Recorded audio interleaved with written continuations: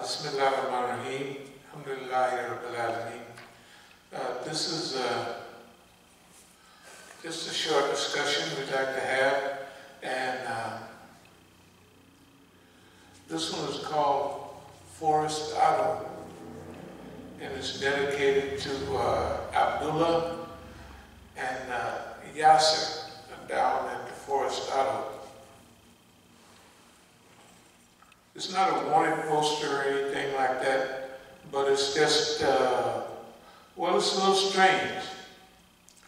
But we'll get into it anyway. We'll start with, we'll go backwards a little bit. If you want to look outside, you will see a yellow Volkswagen.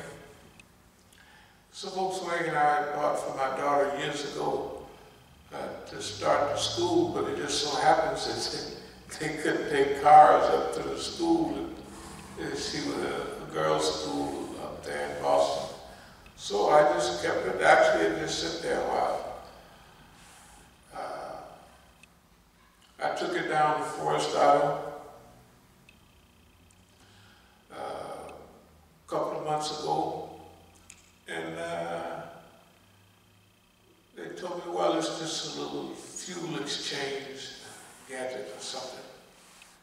Then they came back and told me, no, it's a fuel pump that you need. Then after that, they told me, oh, they got 2 fuel pumps in the Volkswagen that year, so we have to go get another one. Finally, I got it, and it cost $440. And I drove it out there, and I parked it, and I tried to start it up, and it wouldn't start. And that's why it's still there. It's still there because it just wouldn't start. So I brought a jumper cable over and put a truck there and tried to start it again, and it still wouldn't start. So it reminded me of one of the first times I had bought a car to Forestville Auto. It was over by the Citgo station at that time. And at that time, Fatima Jackson, the big professor, had given me a nice Volvo, blue Volvo. And because I was doing a lot of cars at that time, and I got it here, and after I went out to get it hooked up again, it wouldn't start. And then I had somebody look at it, and finally I took it to the station down there, and the brother told me something, oh, it was just out of gas or something like that. That was one of the first experiences I remember with Forest Auto. The point is this: we've been dealing with the United States government here for a long time. And this goes back maybe almost 20 years now. And so we began to have a Volvo problem. A Volvo problem was I would get a good running Volvo because I kind of like it. And then when I'd go out to start it, it would start. So I call it the Volvo disease. So I would have them taken to them, but they couldn't even find out themselves. Oh, we don't know what that is. So what I did was I started buying a lot of Volvos, mostly older ones with high mileage, and I call them disposable cars. So that's why you see so many cars now. I have cars in California, just all over the place. They're disposable cars. So if I drive a Volvo out there and it stops, or if I'm out on the highway, I pull it over and leave it. Just pack up and go. Now I done with a nice was, yeah, white Volvo, just like the one we got out that station wagon. Really ran good. So I was headed to California with my family, and we got 100 miles out on the highway, and it stopped. Of course, it was just after I bought brand new tires. That became one of my signs. Be careful about putting new tires or putting a big investment in the cars. Because as soon as I did, I had several. The minute I brought brand new tires, fuck that boy. But this one, I drove it out. Tried to, was going out, and all of a sudden, I said, this is strange. My whole family's in the car. We're actually headed to California. We're going to go to the Grand Canyon and see all that stuff. And we're going to a program out there. And I always drive to programs, mostly. So anyway, the car stopped.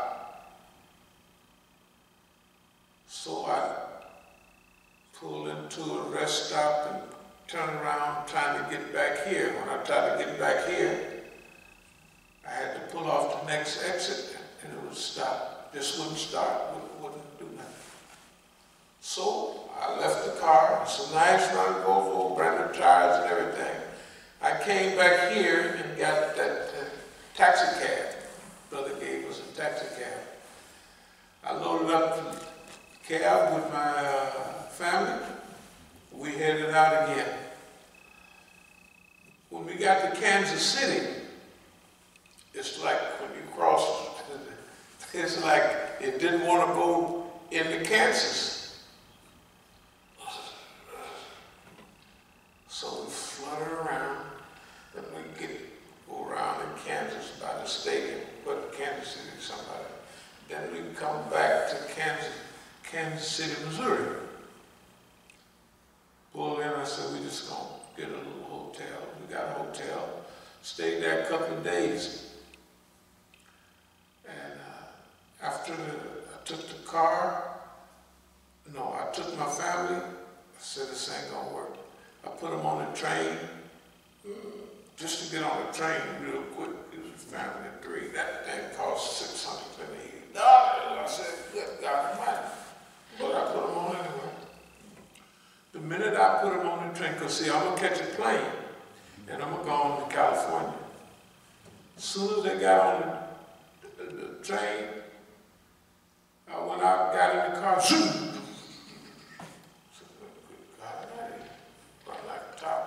But I didn't have time to drive to California now.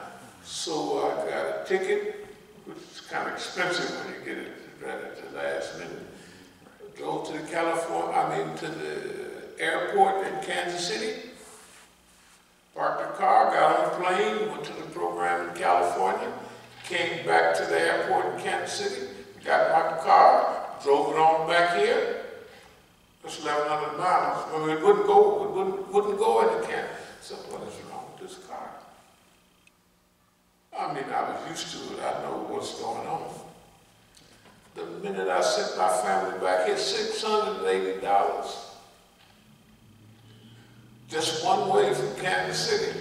You know, I mean, when you buy a ticket at the last minute, you don't get no freebies or nothing. Anyway, I rolled back here.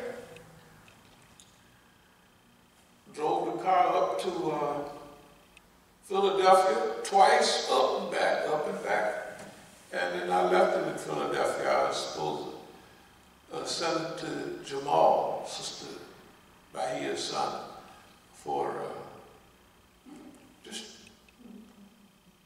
gift price, $400. I never got $400 when he got the car. It's no problem. So the other Volvo, I had a nice Volvo. All these pretty, in fact, the nice ones are the ones that they.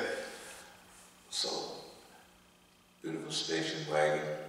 I had it now a couple of years. I drove it down to Florida. I took the family to Florida twice in that boy. So I already know how it runs. And then I got back here, and one time when I took it to Forestville Auto, took it there 3 times. So man, the car is heating up, you know what I mean? So he fixed the little heat thing, you know what I mean? And he said, yeah, see this here? It was where it was rubbing, and you could see, yeah, it was rubbing. And then I came back, I said, it's still overheating. So he did something else, and I drove on off. And I came back the third time. He said, you don't have no problem. Just jump on in that boy and go about your business. Now, at that time, I had to go to a funeral out in Manassas. Salahuddin's wife had passed. I drove out there. Now, remember, I'm taking his word. It said, I got on that boy, and me and Sister Bahia, and we was headed out that way. And the car blew up. The engine got hot, but the signal didn't say that, you know, didn't say hot, you know. I'm just rolling. This one of the best running Volvos I had. If y'all remember a white Volvo station wagon, sat out there for a couple of years, brand new tires, and so I should have never brought no new tires. So it sat out there for years. But that means the car blew up. I had to pay to have it towed back here, a couple $100. And I thought, I went and told the brother, I thought maybe since you told me it was perfect to drive and the engine blew up, that maybe, you know, you might something, nothing. Anyway. The point I'm making is, I'm going to skip a lot of stuff because I just want to really get to the second program. So, there's a Sudanese brother work out there called Yassi. I don't know if y'all know. Yassi works out there. So he would be mumbling to me, Imam Musa, he's like such and such. He was trying to tell me that what, and he would tell the boss, he has it Abdul, I think it's Abdullah. He would tell the boss, Sudanese brother, that for 10 to 15 years, he donated several $1,000s every Ramadan for us. Maybe it was conscious money or something, but he got that back and what, you know what I mean? Right. Going down there, so maybe it was conscious money. I went there and I saw what I consider an FBI agent that was standing there with him, and they was doing the old time, we're gonna stare you down. The police, white man, which usually not no white man, not that way. And they just looking at me, and he has a government look. Okay, fine. Maybe he wanted me to know that, you know, how it go. Shoot, I had another Volvo. This is a good one, boy, with a tap down. He was driving to Arkansas somewhere. We were driving to Texas. When I got to the town I used to live in Arkansas, it was one night, we had a real big bump. But the tire didn't go flat down. We got a load of books and everything. So I went to where my sister had a house a while back. And at that time, my nephew was living. This is a nice house. I was living there. Pine Bluff, Arkansas. So anyway,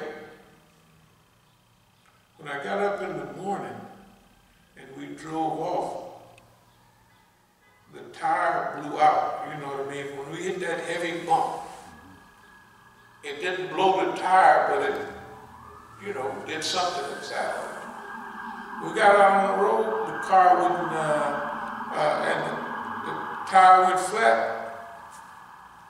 All of a sudden, all these Texas crackers with trucks and everything. By the way, one forgot to pull his return order, the police thing off of his truck. You know, decal here. It's no problem. So when I pulled off the highway, I just took the little thing and I was gonna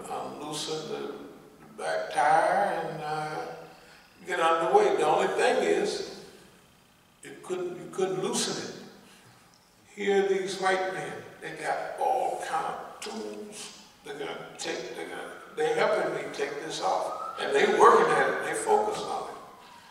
And finally, they get a long pole like this, a long cylinder,